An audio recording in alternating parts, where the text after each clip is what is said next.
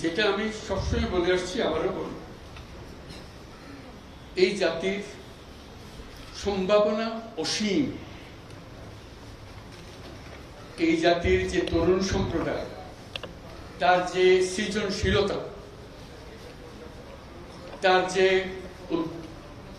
উদ্যম অন্য জাতির তুলনায় অনেক অনেক বেশি। এতটুকু জায়গার মধ্যে আমরা 17 কোটি মানুষ থাকি। এই 17 কোটি মানুষকে আমরা আরো বহু করে নিয়ে যেতে পারি, শুধু এই গুতাগুতি মারামারি খুনাখুনি এটার থেকে বাঁচতে, আর তো কিছু নেই। ওরা তো জানে সবাই কি করতে হয়। কাজে উপর অন্যরা কি মনে করলো সেটা শীতে দুঃখ পাচ্ছে। এটা বড় কথা হলো,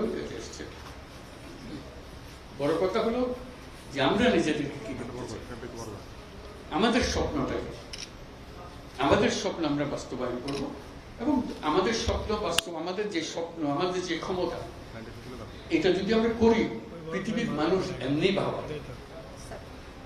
পৃথিবীর বহু দেশে তো যাই, দেখি এর চাইতে ঘনিষ্ঠ একটা জাতি, পরিবারভুক্ত জাতি খুব কম দেশে আছে। আমরা ভাগ্যবান জাতি ছিল। ওইগুলো সব নষ্ট হয়েছে বলে তাকে দুঃখের মধ্যে। কাজে আপনি এটা যদি পরিষ্কার না করেন আর যাবেন কোথায়? আবার বর্বরতার মধ্যে থেকে গেলেন। কাজে এটা পরিষ্কার করতেই হবে। এটার কোনো বিকল্প নেই। আপনি যতভাবেই বলেন, প্রত্যেকটা জিনিস, এটা এই না যে এই জিনিস নষ্ট হয়ে গেছে, ওরকম না, পুরো জিনিসটাই পচে গেছে। এই পচা জায়গাতে আবার নতুন তরতাজা জাতি আবার তৈরি করতে এবং আমরা পারি। শুধু আমাদের সবাই একত্র হতে পারে, এটা করতে হবে, কঠিন কাজ করতে হবে।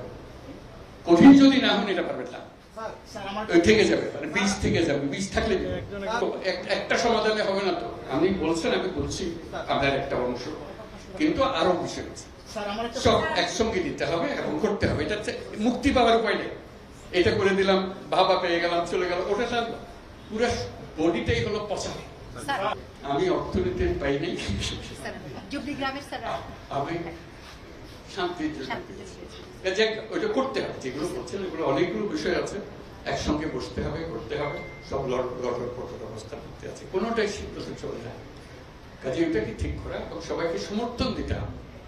আপনারা যদি বলেন যে না এটা পারতেছে না, তাহলে বাদ দাও, তাহলেও শেষ হবে না। শেষ মধ্যে একতা, এটাই বলেছে। একতা হলে সবকিছু সম্ভব, ঐক্যটা সবাই এগিয়ে থাকবে। আমি কর্মসংস্থান সরকার করে দেবো এটার কথা বলতেছি না।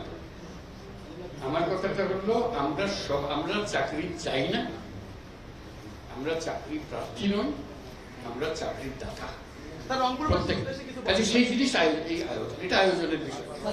প্রত্যেকের মধ্যে শক্তি আছে, একজন পারে। এটা পৃথকভাবে এখন আমি তো ডিটেলস জানি না। রংপুরে যখন আসতাম তখন অনেক কথা জানতাম, বহুবার এসেছি, বহুবার গেছি। কাজে এখন আবার নতুন ভাবে দেখতে হবে কোনটা কি অবস্থা। সবকিছু সম্ভব। যন্ত্র যেটা আমরা নিজেদের জন্য তৈরি করেছি, এটা পচে গেছে বলে কিছু হচ্ছে। যন্ত্র যদি ঠিক মতো সব কিছু সমাধান আছে, যাতে এখন আমরা যন্ত্রটা ঠিক করি, হলে কাজ করতে থাকবে। গরিব কোনটা বাঁচবে যখন গরিব চলে না, অচল গরিব নিয়ে আপনি কি করবেন? এটা নিয়ে যত কান্নাকাটি করে কিছু করতে পারবেন না। যন্ত্রটা ঠিক করার জন্য এটাই হলো মুহূর্ত। সেখানে আপনাদের ভূমিকা খুব। এইটা তো কেউ বলে নাই এখনো।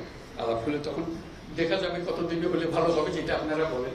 এটা তিনি কারণ তো এমন না যে এটা আমি এক্ষুনি করে দেবো, বললে করে দেবে।